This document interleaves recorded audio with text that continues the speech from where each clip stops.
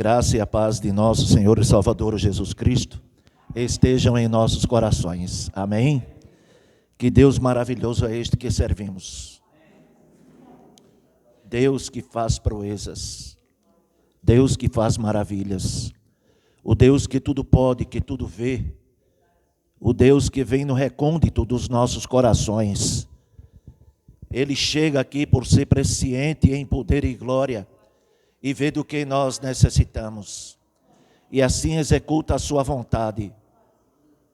Executa o seu querer, o seu desejo, que é justamente de ver-nos bem com Ele e com o nosso próximo. Deus é bom, amém?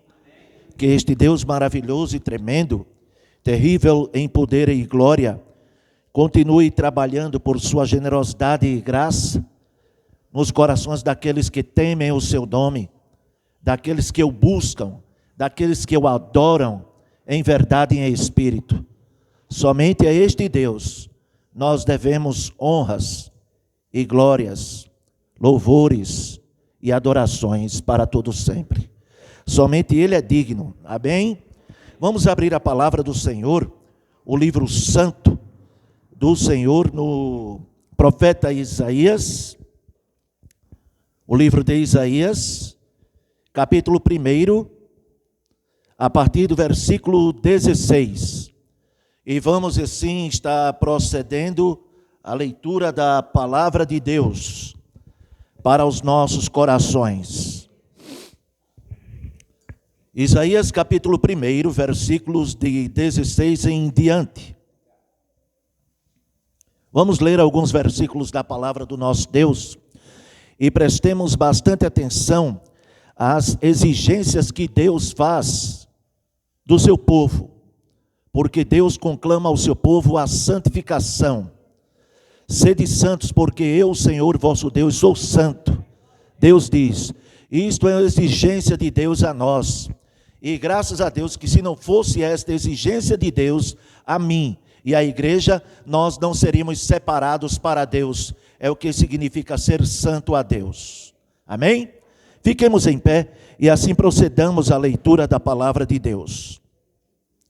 Assim diz a palavra de Deus: lavai-vos, purificai-vos, tirai a maldade de vossas obras de diante dos meus olhos, deixai de fazer o mal, aprendei a praticar o bem, procurai o que é justo, ajudai o oprimido, fazei justiça ao órfão, tratai da causa das viúvas.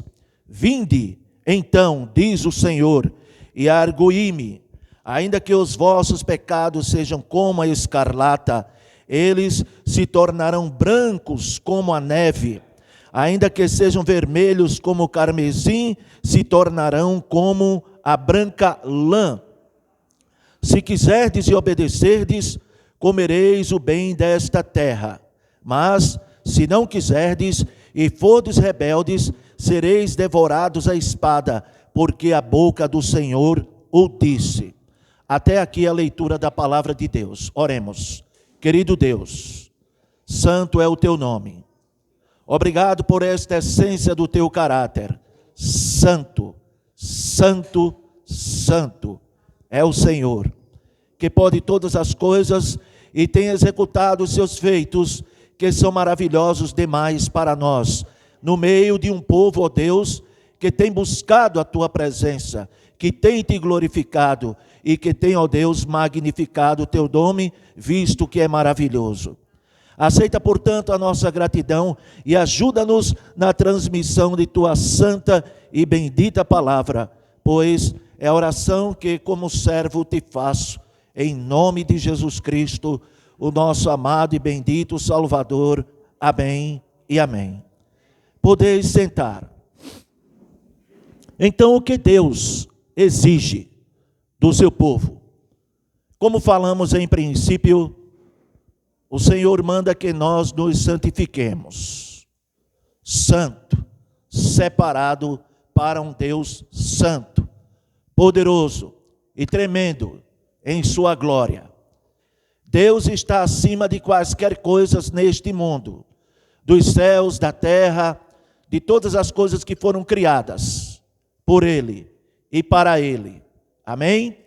E nós, como servos seus e ovelhas do seu pasto, aqui estamos para prestar este culto de adoração a Deus, porque somente Ele é merecedor disto, e não o homem. Nós não somos nada diante daquele que há de nos chamar à sua presença para prestarmos contas de tudo aquilo que temos feito por meio do nosso corpo ou por obras praticadas. Vamos sim comparecer diante deste Deus. Mas o texto, voltando aqui, ele diz: lavai-vos, purificai-vos, tirai a maldade de vossas obras de diante dos meus olhos, deixai de fazer o mal. O Senhor diz: lavai-vos. De quê? O que é que temos em nosso ser que precisa ser lavado, purificado, modificado, transformado, regenerado? Uma coisa chamada pecado. É o que vive ainda permeando, por incrível que pareça, o seio da igreja do Senhor. A igreja, mais do que nunca, nos dias atuais, precisa acordar, despertar, para andar com Deus de mãos dadas. Porque eu sempre costumo dizer em minhas pregações que aqueles que não andam de mãos dadas com Deus, andam de mãos dadas com Satanás. E é a realidade. Com Deus nós ultrapassamos todas as barreiras que são nos impostas pelo próprio inimigo. Mas graças a Deus, que Deus tem servido de contenção para combater este elemento, este arqui-inimigo de nossas vidas, que se chama diabo e Satanás. E ele não tem poder nenhum sobre as vidas daqueles que realmente andam com Deus. Exemplo de um homem que Deus o tomou para si, que andava com Deus. Enoque andou com Deus, Deus o tomou para si. Um dia Deus nos tomará para si também, tal qual Enoque foi tomado por Deus, porque nós andamos com Deus. Amém?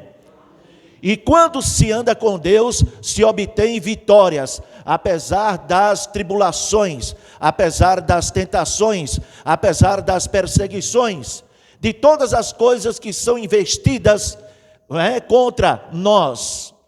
Mas graças a Deus que a palavra do Senhor nos diz que Deus nos dá vitória por Cristo Jesus, o nosso Senhor. Lavai-vos, purificai-vos, tirai a maldade de vossas obras diante dos meus olhos. Existe um versículo no segundo livro de Crônicas, capítulo 7, versículo 14.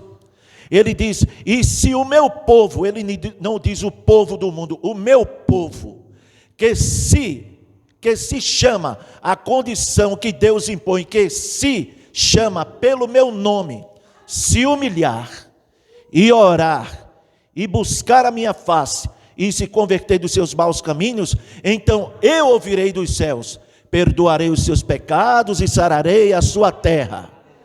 Deus impõe várias condições para nós que somos seus servos. E graças a Deus por estas condições impostas é que nós permanecemos onde estamos hoje como povo de Deus.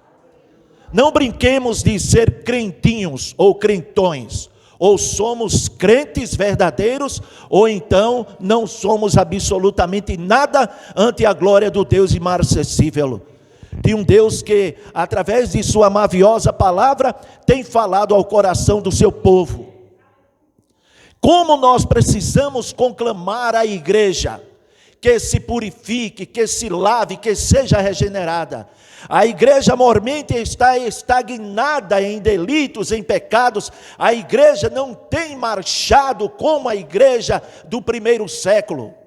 E o nosso foco é Cristo. Não importam as coisas que venham a nos acontecer.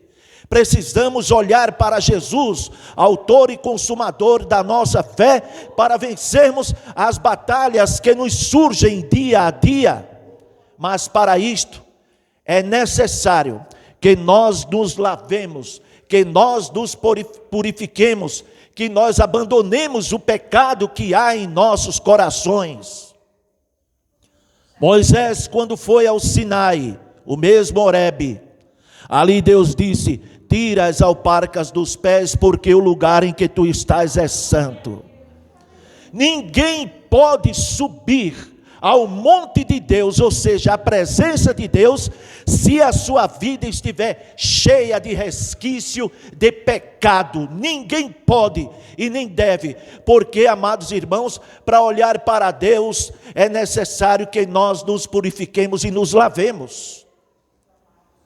Porque quem sou eu para estar prostrado diante de um Deus todo-poderoso? Quem é a igreja para levantar, alçar a sua voz, principalmente hoje, nos dias atuais? Hoje, a purificação, a lavagem da igreja deve ser ontem e não hoje. A santificação tem que ser para ontem e não hoje. Para que o povo pudesse ver as maravilhas de Deus, foi necessário que um homem como Josué se levantasse e dissesse assim ao povo: ó, santificai-vos Israel, porque amanhã o Senhor fará maravilhas no meio de vós. E se o povo não se lava, não se purifica da maldade que há em suas mãos através das más obras praticadas, como pode rogar a um Deus de misericórdia que o perdoe? É sério. O nosso andar com Deus deve ser um andar de santificação, porque Deus exige isso de mim, exige de você, de cada um de nós que aqui está.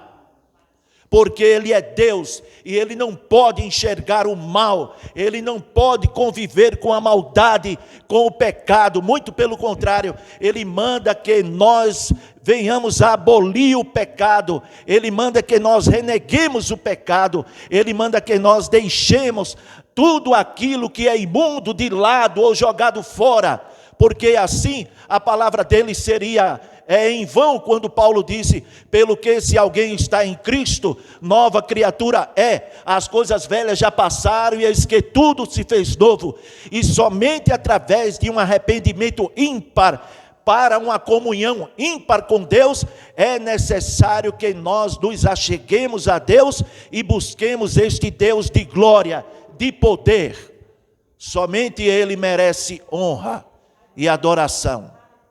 Não a nós, Senhor, mas ao Teu nome sejam dadas glórias e louvores por toda a eternidade. Ele é Deus. Bem, o pecado contamina, daí a necessidade de uma purificação espiritual. A contaminação sempre foi universalmente sentida pelos homens, sempre que houve algum sentido de pecado. O sentido de pecado ou pecado anda entranhavelmente ligado aos nossos pés, à nossa alma, à essência da vida, o coração. Sempre anda ligado, mas nós precisamos tomar como base os profetas, os apóstolos, o mesmo Deus ou o mesmo Cristo, o Senhor Deus, que é Cristo Jesus, o nosso Salvador. Olhando sempre para Ele, nunca desviando os nossos olhos do nosso alvo principal. O alvo que nós precisamos atingir, Ele está bem ali próximo, diante de nós. E Ele chama-se Cristo, o único merecedor de honra e glória. Mais ninguém. Hoje o que está sendo pregado, amados irmãos, nas igrejas é lamentável. É só culto de vitória, de prosperidade, mas nunca se combate esta miséria, essa desgraça chamada pecado, diabo, homem iníquo, pecador, sujo, imundo diante de Deus. Por isso que ele diz: purificai-vos e lavai-vos. Nós precisamos, eu preciso, você precisa, a igreja toda. Vamos despertar, porque a palavra diz: desperta-te, ó tu que dormes, levanta-te de entre os mortos e Cristo te esclarecerá. Tu que dormes, tu que estás morto, olha o que a palavra de Deus diz. Ou pensa que pelo fato da igreja ser redimida, lavada e purificada, ainda não existem aquelas peças que estão na prática de um pecado tremendo, de prostituição, de promiscuidade, de adultério, de mentira, de contendas, de inveja, de maledicência, tantas coisas que o inimigo lança como seta na igreja, e a igreja não tem o escudo da fé para se defender, porque ela está em pecado. E não é isso que Deus exige da igreja. Deus exige santificação, Deus exige purificação, Deus exige que nós nos lavemos, Deus exige que nós sejamos regenerados, para podermos ter o poder que emana do alto para baixo. Jesus já dizia aos seus discípulos: ficai aí em Jerusalém, até que do alto sejais revestidos de poder. Ele não disse de derrota, ele disse de poder, de vitória. Mas somente quando nós passamos a buscar o Espírito Santo de Deus, invocamos o nome deste Deus todo portentoso, todo cheio de glória, esse Deus que tem na realidade querido dar à igreja a maior bênção, que é justamente a presença compungente e gloriosa do Espírito Santo dele. Faz-se mistério que nós andemos com Deus durante os dias de nossas vidas, porque nós não sabemos quantos são os nossos dias. Posso estar aqui pregando, de repente ter um ataque fulminante e cair, e se não estiver preparado para subir à presença do Eterno, descerei para baixo, para o inferno. Não é isso que Deus quer de nós. Ele quer, amados irmãos, muita diligência. Duas coisas, dois fatores principais que influenciam na vida da igreja, e a igreja não tem buscado: oração, palavra. A igreja deixou de anunciar a palavra, e a palavra é Cristo, que tem o poder de derrotar o pecado. O pecado que tão de perto nos rodeia está sempre, amados irmãos, sendo jogado um anzol para que fisgue, ou para que visgue, não é, um santo de Deus. Mas quais as armas que temos preparadas para combater? É só chegarmos lá em Efésios capítulo 6, versículos de 10 a 18, principalmente quando no versículo 10 ele já começa: finalmente, irmãos, fortalecei-vos do Senhor e na força do seu poder. É do que a igreja precisa: revestimento de autoridade, para poder enfrentar este mundão aí, e não trazermos o mundo para cá, para dentro da igreja, para aqui, para esta igreja. Porque me taxam de radical? Porque me taxam de bitolado? Porque me taxam de santinho, até dos meus próprios irmãos biológicos? Santinho não, santo ao Senhor. Amém? Mas eu não os critico, não os condeno, porque a Bíblia chama isto de tempo da ignorância. Todo homem que anda longe de Deus é um ignorante. É um ignorante. Por mais status que ele tenha na sociedade, se ele não tiver Cristo, ele não tem absolutamente nada. Mas Cristo em nós é tudo. Principalmente quando nós dermos lugar para Ele e pedirmos para Ele: Senhor, seja o meu Senhor e não apenas o meu Salvador, porque o senhorio de Cristo vai comandar a tua mente. Como Paulo pergunta assim: quem jamais conheceu a mente do Senhor para que possa instruí-lo? Aí ele diz: mas vós tendes a mente de Cristo. Nós temos a mente de Cristo. E o que é ter a mente de Cristo? É ter o Espírito de Cristo. E quando o Espírito de Cristo faz-se presente em nós, nós temos discernimento e aprendemos a colocar a nossa vontade, se é que temos vontade de alguma coisa. E quando procuramos depender deste Deus vivo, nós dizemos assim: Senhor, como Cristo, seja feita a tua vontade na vida do teu servo. E Deus abençoa Deus abençoa, Deus glorifica o seu povo, Deus honra o seu povo com glorificação e honrarias espirituais, ainda mais, coisa esta que o mundo não pode dar, porque o mundo não tem para dar, mas Cristo tem para dar-nos, porque Ele é Deus. Amém? Glória a Deus. Então, amados irmãos, nós vemos aqui, Israel não confiava no que os sacrifícios representavam, mas sim nas cerimônias em si, o que Deus jamais poderia tolerar. Embora, não é, nós bem sabemos que toda cerimônia feita por Israel com relação a sacrifícios de animais, como oblação pelo pecado do povo, quando o sangue era aspergido em favor do povo, aquilo apenas era um símbolo do que mais tarde viria a acontecer, praticado por Jesus Cristo na cruz. A lei cerimonial, amados irmãos, ela foi cumprida pelo sacrifício do verdadeiro Cordeiro de Deus que tira o pecado do mundo. Esse sim, quando diz o autor lá em Hebreus que sem derramamento de sangue não há remissão. E na realidade não há remissão. Mas graças a Deus que quando Jesus Cristo subiu ao Calvário, o Monte da Caveira, e ali deu o brado de consumação, entregando o Espírito ao Pai, então o santuário se rasgou de alto a baixo, porque a cruz nos levou ao céu pelo sacrifício do Cordeiro de Deus que tira o pecado do mundo. Oh, eu lamento, amados, eu lamento, a palavra de Deus não está sendo pregada hoje como deveria ser pregada.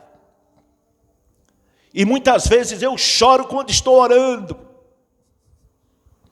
pedindo a Deus para que abra a mente e os corações destes pregadores que estão por aí afora, com pregações inventivas, pregações de homens, usando termos exegéticos, técnicos apenas, e não espirituais, porque a gente não vê nada de espiritual nas mensagens desses homens que não têm compromisso com o Senhor. Mas os que têm compromisso, até mesmo dentro da própria igreja, são perseguidos por amor à justiça. E eu não falo justiça humana, não. Eu falo a justiça nossa, que é Jesus, que até hoje tem sido crucificado por muitos dentro da igreja, porque não querem ter compromisso com o Senhor, não querem que o Senhor seja o seu Senhor, verdadeiramente falando. Não querem, repudiam a palavra, quando a palavra de Deus é viva e eficaz, e mais cortante que qualquer espada de 2 gumes, ela penetra a ponto de dividir alma e espírito, juntas e medulas, e apta para discernir todos os propósitos e intenções do coração. E não há criatura nenhuma encoberta de Deus, diante de Deus, porque todas as coisas estão patentes e nuas aos olhos daquele a quem haveremos de prestar contas. E ninguém pode fugir à presença do Senhor, ou da presença do Deus vivo. Ninguém foge. O que as autoridades estão fazendo, elas um dia receberão a paga delas, ou o pagamento delas. Sejam reinos, potestades, amados irmãos, tudo isto, porque todo joelho se dobrará, e toda língua confessará que Jesus Cristo é o Senhor, para a glória de Deus Pai. E se não for por um povo que se purifica, que se santifica, que se lava pela palavra, que é regenerado pela palavra, pelo verbo, pelo grande eu sou, pelo logos de toda a criação, o Cristo do Deus vivo não vai ser por mais ninguém. Somente Ele é poderoso o suficiente para regenerar e mudar o coração daqueles que temem o seu nome e o glorificam na beleza da sua santidade. E a igreja precisa se ater desta responsabilidade, porque o compromisso que ela assumiu foi com Deus, não foi com o pastor Guimarães, não foi com o pastor aqui também, mas foi com Deus. E o compromisso com Deus requer sacrifício, requer idoneidade, requer subjugo ao Deus de glória, requer submissão. Amados irmãos, se nós queremos ver um dia o sol da justiça raiar, brilhar em nossos corações, Jesus Cristo, nós precisamos nos submeter à sua vontade. Nós precisamos, com urgência, submetermos-nos à sua vontade. Vejam o que ele disse na sua oração: seja feita a tua vontade nos céus e na terra. Estamos nas mãos dele, amados. Somos dirigidos por ele, andamos com ele, glorificamos o nome dele. Eu não vejo ninguém maior ou mais importante que Jesus aqui. Vocês veem? Ninguém. Na terra não existe nem papa, nem freira, nem clérigo, nem bispo, nem pastor. Nada que se compare ou se comparará jamais à glória de um Deus imarcessível e todo-poderoso, o Senhor da igreja. A igreja não é minha, não é tua, a igreja é dele. E sendo dele, ele se sacrificou por sua igreja e até hoje trabalha em prol da sua igreja, porque ele disse: meu pai trabalha até agora e eu trabalho também. E temos que realizar os seus feitos, caso contrário, não temos amizade com o Senhor. Deus não aceita meios termos, Deus aceita o que é concreto. Deus aceita o que é justo. Deus não pode conviver com mentira, com pecado. Não, mas é só uma mentirinha. É do diabo, porque o diabo é mentiroso e é pai da mentira. Como é que eu posso dizer que sou um crente purificado, lavado, regenerado? Como é que se diz? Um crente que tem luz, que a luz é Jesus, e ao mesmo tempo viver pecando, mentindo, fazendo coisas atrozes diante do nosso Deus. Como é que a mente de Cristo, o Espírito de Cristo pode habitar no meio de sua igreja, se tem um aqui que tem uma opinião adversa de Cristo, tem outro ali, ali? Não, mas eu penso assim. Sim, mas o que é que o Espírito de Deus na tua vida te faz pensar? Você sabe ler? Leia a palavra e peça a Deus entendimento e interpretação da palavra, que Ele vai te dar. Ele não nega a quem pede sabedoria. Eu sou prova cabal disto. Eu busco o que é de Deus e procuro viver o que é de Deus e procuro andar com Deus. Satanás já investiu muito em minha vida e pesado, mas se eu não fosse um homem de oração, ele teria vencido, porque pela palavra nós o combatemos. Pela palavra nós o derrotamos, pela palavra nós o vencemos, pela palavra nós o subjugamos, porque a palavra é Cristo, e é o nome dele, não sou eu. Dizem, fulano foi e expulsou Jesus. Não, o nome, aliás, desculpem, expulsou Satanás. Não, o nome de Jesus que é poderoso, ele expulsa Satanás. Ele está acima de todos os nomes. É o nome que nos conforta, que nos consola, que nos dá paz, que nos dá tranquilidade, sossego. É um nome que quando nas horas de angústias e de tribulação, ele se torna o nosso refúgio, a nossa fortaleza, o nosso socorro bem presente nas horas de angústia, porque Jesus é a nossa paz. E quem busca a paz em Cristo encontra a paz. Quem vive paz, quem vive a paz, anda em paz, transmitindo para os outros a paz que é Cristo, que o mundo não tem para dar, mas Ele tem, porque Ele é. Ele disse, eu sou a paz, não é minha, é a paz, eu vos dou a paz, não dou como o mundo a dá, e não se turbe o vosso coração, nem se atemorize. Irmãos, este Senhor da glória, Jesus, nos deu a promessa lá em Mateus capítulo 5, versos 11 e 12, quando ele disse, mas bem-aventurados sois vós, para os seus discípulos, quando por minha causa vos injuriarem, e vos perseguirem mentindo, disserem todo mal contra vós por causa do meu nome. E ele disse: regozijai-vos, alegrai-vos, porque grande é o vosso galardão nos céus, porque assim perseguiram os profetas que viveram antes de vós. Esta é a promessa, amados irmãos, que Ele está conosco. E Ele disse: e eis que eu estou convosco todos os dias até a consumação dos séculos.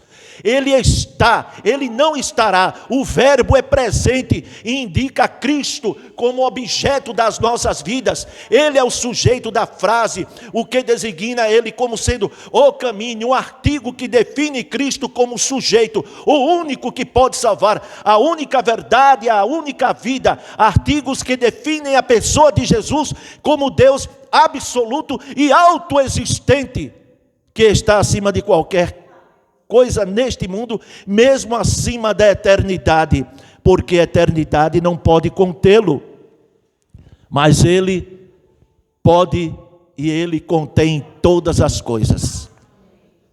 O coração de Deus está aberto a todos os homens que querem hoje assumir um verdadeiro compromisso com Ele. Vamos orar pelos nossos líderes espirituais. Cada um de nós é um líder espiritual, mas eu falo com relação àquele que é um levita, aquele que foi cognominado poder e autoridade sobre a igreja, não é que é a autoridade suprema da igreja, que é o santo que Deus enviou para cá, ao santo, ao anjo da igreja, bem melhor dizendo, não é? Veja que Apocalipse diz: quem tem ouvido para ouvir, ouça o que o Espírito diz. Através de quem? Do anjo da igreja. Ouça, abra o seu ouvido. Estejam atentos os seus ouvidos e abertos os seus olhos espirituais, para não só ouvir, mas para compreender a palavra que foi colocada no coração do homem de Deus para a edificação da igreja. Só assim a igreja prosperará e crescerá no conhecimento de Deus e do seu Cristo. Amém, amados? Vamos dar prosseguimento em conhecer o Senhor. Logo mais aqui estaremos encerrando. Ele diz: aprendei a praticar o bem, procurai o que é justo, ajudai o oprimido, fazei justiça ao órfão, tratai da causa da viúva. A ideia aqui é que, se uma pessoa estiver verdadeiramente numa situação correta para com Deus, ela também entrará corretamente ou tratará corretamente o seu próximo. E o próximo ajuda o seu próximo. Não importam as dificuldades, chegue, ore, ame. Oh, coisa difícil é a igreja do Senhor amar. É muito difícil. Muito difícil. A maioria só critica, pecado. A maioria é soberba, pecado. A maioria infringe a palavra, transgride a palavra, pecado. A maioria não está lavada ainda, nem purificada pelo sangue do Cordeiro de Deus, pecado. Então quer dizer que tudo é pecado? Tudo aquilo que é contrário à palavra de Deus, que contraria os princípios elementares e fundamentais da santidade ou da palavra de Deus, constitui-se pecado e é uma afronta ao Deus vivo e poderoso. Leiam a palavra no livro de Jeremias, capítulo 7, se não me falha a memória. Deus manda que Jeremias não ore. Ele ordena: olhe, não interceda em favor desse povo. Deus mandando, impedindo a Jeremias de orar, bem melhor dizendo, em favor de um povo contumaz, rebelde. Um povo que se prostrava diante de ídolos, um povo pagão, um povo que ouvia a lei de Deus, que é perfeita e que refrigera a alma, que tinha na realidade os preceitos da lei e dos profetas, mas ainda continuava em pecado diante de Deus. Por quê? Por que não buscar santidade sem pecado? É porque o pecado, uma vez consumado, gera morte. E esta morte é separação espiritual de Deus. E por que a prática do pecado? É porque o pecado praticado em si é melhor do que a santificação. Para muitos, mas para os que têm a mente de Cristo não é. Sabem por quê? Porque o pecado já não faz mais parte na vida daqueles que temem, que tremem, que honram verdadeiramente o nome do Senhor. E tem que ser combatido. Palavra, oração, jejum, vida de consagração, busca incessante a Deus. Buscar-me-eis e me achareis quando me buscardes de todo o vosso coração, assim diz o Senhor.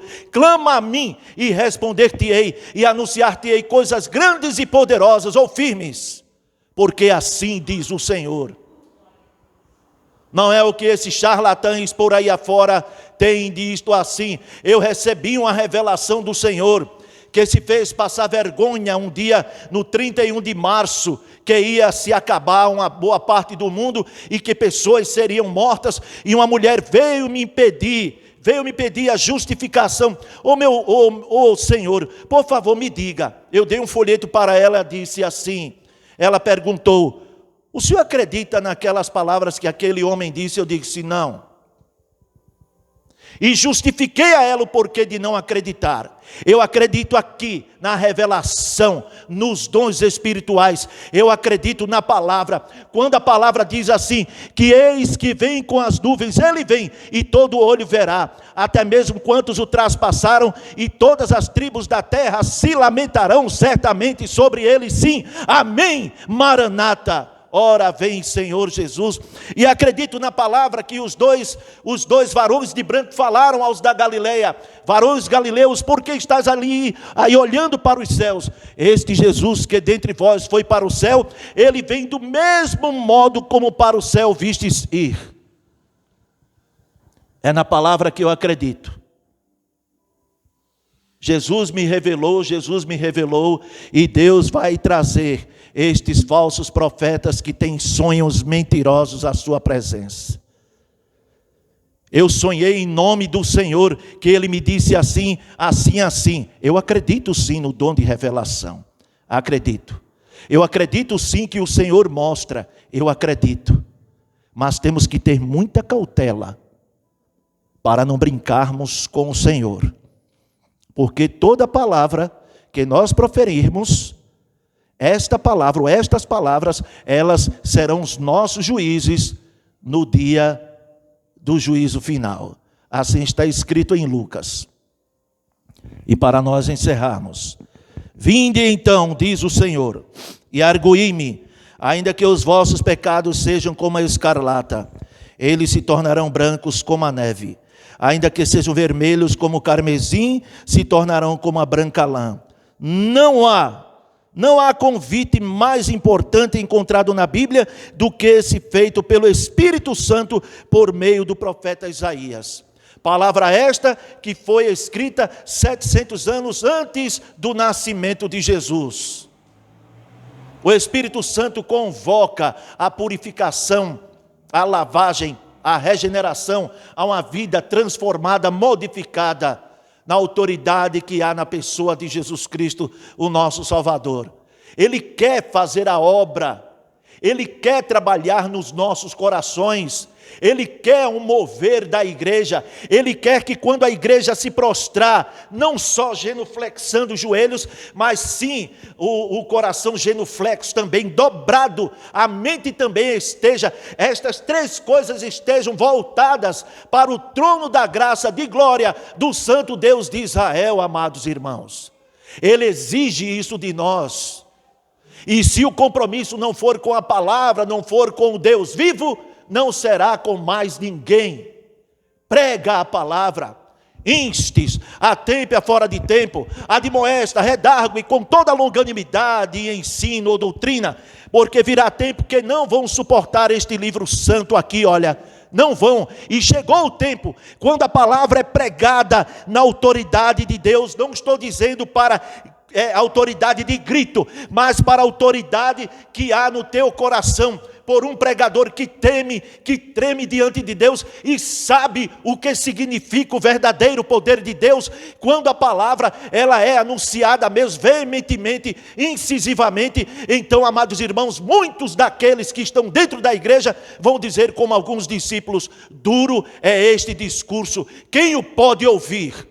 Ou seja, quem pode praticar, quem pode andar na presença de Deus numa vida santa, santa e santa, genuinamente santa? É o que Deus exige de você, pastora, de mim, de nós. Mas do pastor, sim, pastor é um homem, não é Deus. Assim como eu sou um homem, não sou Deus, sou apenas servo, somente servo, nada mais que servo. E o Senhor me designou para isto, para aclamar a plenos pulmões o que Ele é: Deus poderoso.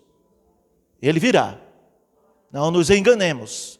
Quando menos nós esperarmos, o próprio Jesus disse que se o pai de família soubesse a que hora da vigília da noite viria o ladrão, se prepararia uma armadilha, uma arapuca para pegar este ladrão, amarrá-lo, esbofeteá-lo, não é?